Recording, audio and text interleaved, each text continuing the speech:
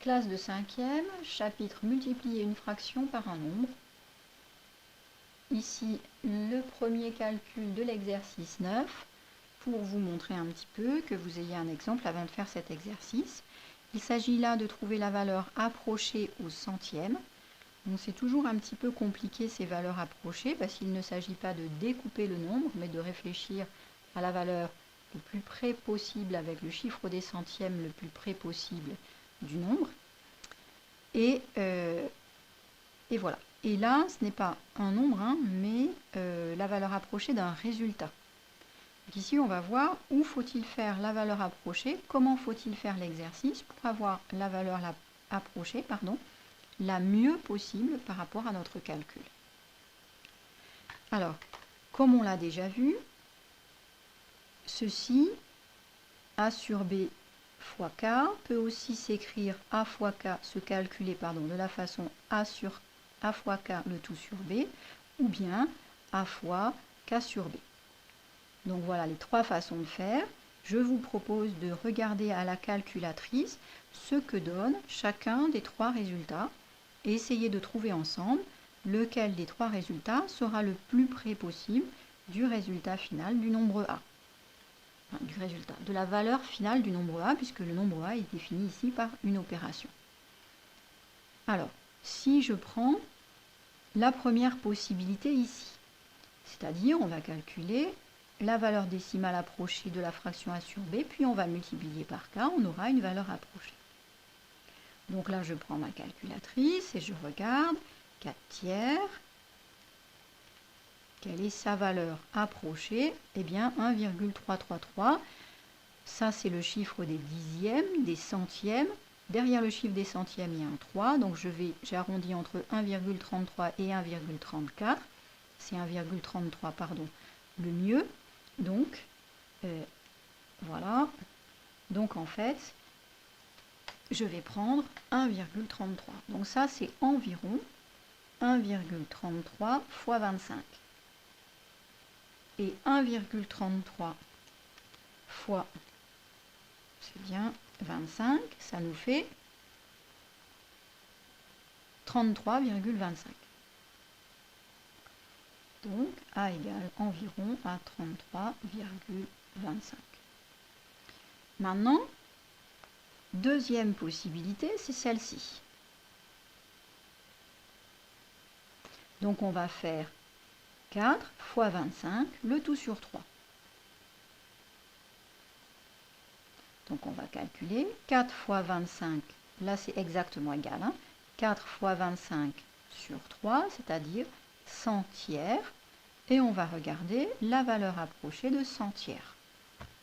Donc, je regarde, 100 tiers, voilà, combien ça fait en valeur approchée? Eh bien, environ 33, je prends 3 chiffres après la virgule, 1, 2, 3, entre 33,33 et 33,34. Donc à peu près 33,33. Et la troisième façon de calculer, ça va me donner A égale 4 fois 25 tiers. Et donc environ égal à, alors je regarde 25 tiers, combien ça fait en valeur approchée? Ça nous fait 8,33333. Donc pareil en centièmes, ça c'est le chiffre des dixièmes, le chiffre des centièmes, on va rester à 8,33. Donc 4 fois 8,33. Et ça me fait 33,32. Pardon, 33,32. Donc là, ce qu'on constate, c'est qu'on a trois résultats différents. Alors, lequel va être le plus proche du nombre A? Eh bien, c'est celui-ci. Pourquoi est-ce que c'est celui-ci? Parce que ici, on a arrondi la fraction finale. Ici, une fois qu'on avait l'arrondi, on a dû multiplier par 4. Donc, le petit arrondi qu'on a fait a été multiplié par 4. La différence, si vous voulez, entre la valeur exacte et la valeur arrondie, la petite différence en centièmes a été multipliée par 4. coup, l'écart n'est pas très grand. Par contre, ici, eh bien, on a fait l'arrondi dès le départ. Et cet arrondi, on l'a multiplié ensuite par 25. C'est-à-dire que tous les centièmes ici, tous les millièmes, et etc., tout ce qui est plus petit que les centièmes qu'on n'a pas pris ici, eh bien, on ne l'a pas pris 25 fois. C'est-à-dire que là, notre arrondi a été très agrandi. C'est pourquoi il y a une grosse différence entre le résultat avec l'expression 1, le calcul 1, et le résultat avec le calcul 3 ou avec le calcul 2. Donc ici, si vous avez bien compris, dans cet exercice 9, vous ferez l'arrondi à la fin. Et je rappelle que pour arrondir un nombre, je vais écrire n'importe quoi, par exemple un nombre b.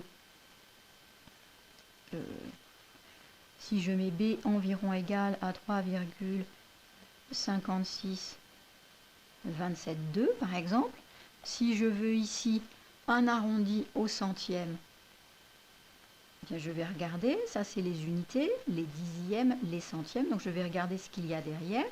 3,26, 2, etc. Eh bien, je vais garder 3,56. J'hésite entre 3,56 et 3,57. Et je vais garder 3,56 parce que 3,562, par exemple, c'est compris entre 3,560 et 3,500. Seulement si j'arrive à écrire 570, mais que c'est plus proche de celui-ci que de celui-là. Et si j'avais un nombre C, par exemple, environ égal à 3,5652, toujours pareil, si je veux l'arrondir au chiffre des centièmes, je mets donc mes pointillés derrière les centièmes. Derrière ces pointillés, j'ai un 5. Et je vais me poser la question, est-ce que celui-ci est-il plus près de 3,560 ou de 3,570? Sachant qu'ici j'ai un 5 puis un 2, eh bien je vais basculer de ce côté-là. De manière globale, à partir du moment où on a un 5 ou plus que 5, on prend le nombre juste après. Voilà, j'espère que toutes ces précisions vous seront utiles pour pouvoir faire l'exercice 9. Encore une fois, j'ai été un peu longue, mais vous savez parfaitement zapper les morceaux qui ne vous intéressent pas, donc je ne me fais pas de soucis. Bon exercice, bon entraînement.